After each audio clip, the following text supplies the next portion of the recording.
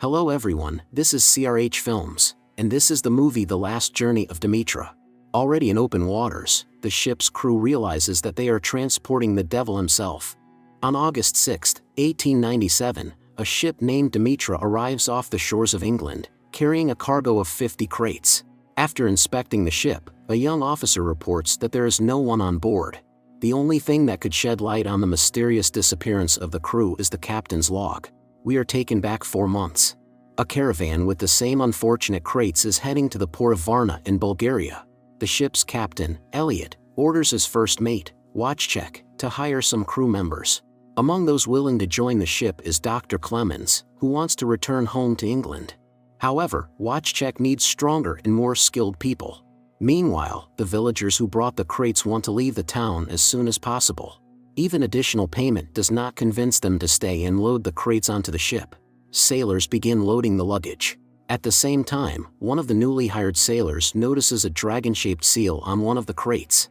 Out of fear, he releases the rope, and the crate almost hits Toby, the captain's grandson. Clemens, who was nearby, manages to push the boy away. The sailor expresses his dissatisfaction and leaves the ship because he did not sign up to work with a dragon. Despite this, Watchcheck agrees to accept Clemens into the crew instead of the sailor who left. After loading all the crates, Demeter immediately leaves the port. The villagers, seeing the departing ship, bless it. Meanwhile, Toby gives Clemens a tour of the ship. He explains that the entire crew communicates by tapping on the ship's hull.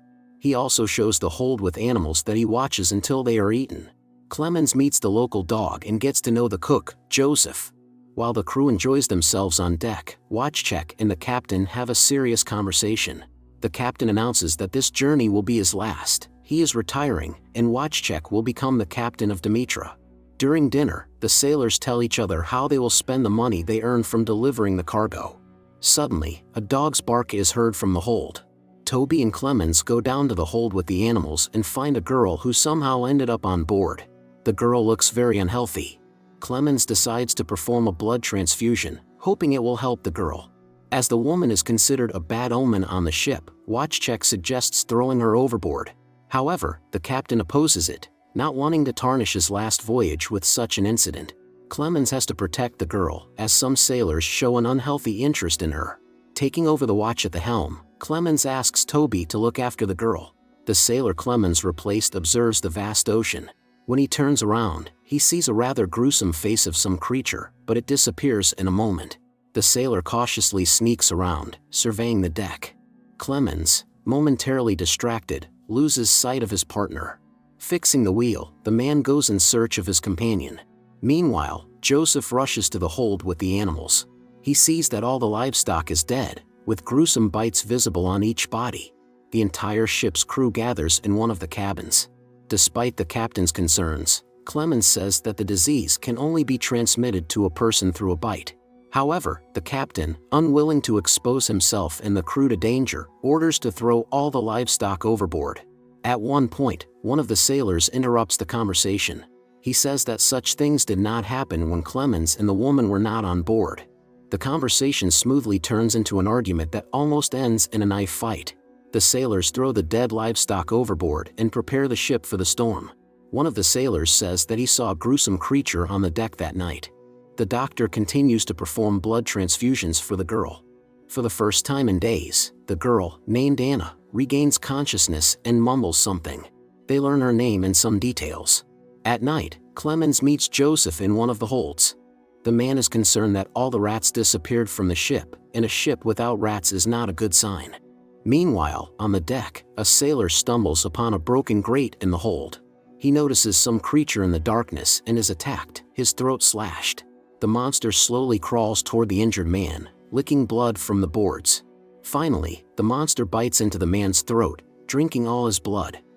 Soon, Clemens discovers the broken grate, bloodstains, and a knife. In the morning, the crew concludes that their comrade drank too much and fell overboard. However, the bloodstains all over the deck remain a mystery. Watchcheck suspects Clemens, but the man argues that he couldn't have killed the sailor without getting covered in blood and then reported on himself. When the doctor mentions that the animals drank all the blood, Anna interrupts. She screams that everyone needs to escape from the ship immediately. However, Watchcheck does not believe a word Anna says. During the evening blood transfusion, Anna tells the story of how she ended up on board. In a castle near her village lived Dracula, a monster that feeds on human blood and can take on human form. The elders sacrificed the villagers to Dracula. When the monster decided to move to England, Anna was placed in a crate with Dracula. It was necessary to prevent the monster from starving during the journey. But when the girl escaped from the crate, Dracula also had to find a new source of blood. Meanwhile, on the deck, not only the gloomy weather but also the monster lurking in the darkness intensifies the atmosphere.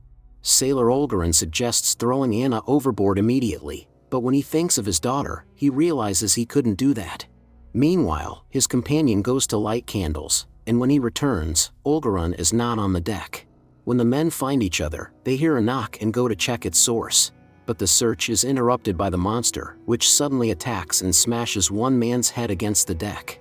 Terrified Olgarin climbs the mast, but the monster follows. Fixing the wheel with a rope, Olgarin accidentally causes the ship to tilt. The crew immediately rushes to the deck and secures the wheel. Clemens notices that Toby's shirt is dripping with blood. Lifting his head, he sees that the source is the wounded Olgarin. They untie him and take him to the cabin. After examining the injured man, the doctor says that the wounds are bites, the same as those on the animals. The captain orders a thorough inspection of the entire ship, with at least 2 people walking together. Armed with lanterns and guns, the sailors set out to search. But they find nothing suspicious. Meanwhile, the captain asks his grandson to clean the suspicious pipe, closing himself in the cabin. As the sun sets, the crew's anxiety and fear increase. Due to Olgarin's bite, his condition worsens. He begins convulsively writhing, tied to the table. Hearing a noise, Toby goes out to check. In the corridor, he sees Olgarin, who behaves very strangely. The man's eyes have taken a horrifying white color. He grabs the boy and drags him across the floor. But Toby manages to break free and lock himself in the captain's cabin. Olgarin, seemingly not feeling pain, starts banging his head against the door. Through a hole in the door, the man almost opens it, but the sailors who came to help distract Olgarin. The men manage to calm down the infected Olgarin.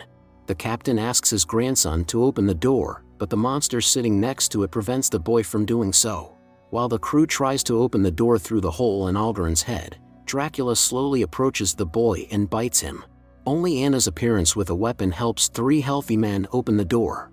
Entering the cabin, they see Toby lying on the floor, bitten. At dawn, Clemens performs a blood transfusion procedure for Toby. Meanwhile, they tie Olgarin to the mast for questioning. The man rambles, claiming he can hear everything, including the blood flowing in their veins. The more the sun rises, the louder and more frequent Olgarin's screams about burning become. Suddenly, the man's body is engulfed in hellish flames. To end his suffering, Watchcheck shoots him. Afterwards, the entire crew gathers in one of the cabins.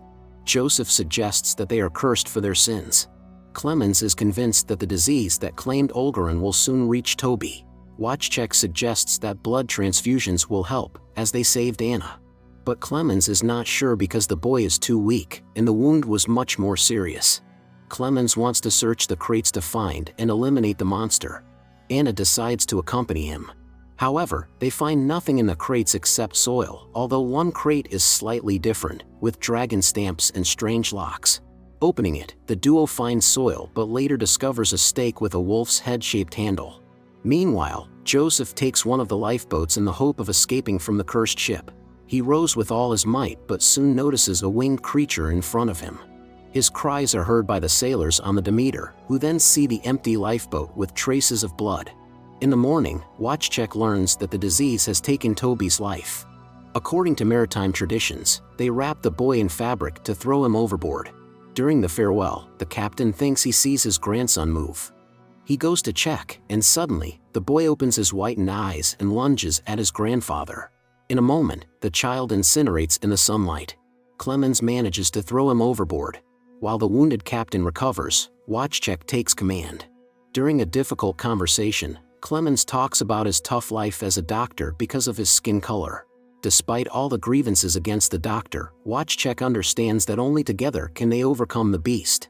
The surviving and able-bodied part of the crew discusses a plan to kill Dracula. Understanding that the beast's goal is to reach England, Anna suggests sinking the ship. Watchcheck disagrees, but the story about the ship being the crew and its living history, not just boards put together, convinces him. With tears in his eyes, Watchcheck takes an axe to carry out this difficult task. The crew spends the whole day preparing to encounter the monster, securing the bars of the hold and setting up observation points on the mast. Clemens approaches the captain, who is almost completely overtaken by illness. The captain refuses to leave the ship, claiming that Dracula promised to return his grandson if he delivers the ship to the shores of England. He even threatens with a pistol. However, Anna's gloomy yet touching story convinces the old man. He decides to stay on the Demeter, as he has nowhere else to go. As the sun sets behind the horizon, the sailors take their positions, awaiting the monster. However, the sudden appearance of a mysterious fog reduces visibility to almost nothing. While Clemens and Anna stand at the helm as bait, armed Watchcheck and the sailors sit in ambush on the mast. But everything goes awry when Dracula attacks Watchcheck with his accomplice. Watchcheck falls down into the hold, breaking his leg in the process. He shouts for Clemens and Anna to prepare the lifeboat and then limps to the ship's side to punch a hole. Watchcheck asks for forgiveness from Demeter before breaking the hull. Dracula's sudden attack prevents Watchcheck from completing the task. Later, Clemens descends into the hold and finds an axe and a crowbar. Afterward, he returns to the deck. Meanwhile, the captain stands at the helm, unwilling to abandon his ship. Dracula appears behind him and sinks his teeth into the old man's throat, sucking out all his blood. Later, Clemens finds the dying captain tied to the helm. The old man begs Clemens to inform that the captain did not abandon the ship. Desperate, Clemens challenges Dracula to a duel. The monster attacks, but Anna's gunshot from the rifle somewhat distracts him. Nevertheless, Dracula manages to seize the doctor and claws his neck. Anna cuts the rope, and the mast crashes into the monster's chest, immobilizing him. The duo leaps away from the accursed ship. Meanwhile, the guards on the shore witness the uncontrolled vessel. Clemens and Anna manage to cling to the wreckage of the ship. In the morning, Anna's eyes turn white. She says that blood transfusions do not cure but only delay the inevitable. The girl sails away. With the first rays of the sun, flames envelop Anna, turning her into ashes. A few days later, in a bar, Clemens encounters a man with the same cane that was in the box on the ship. Dracula runs his claws across the man's throat, forcing Clemens to follow him. The film ends here.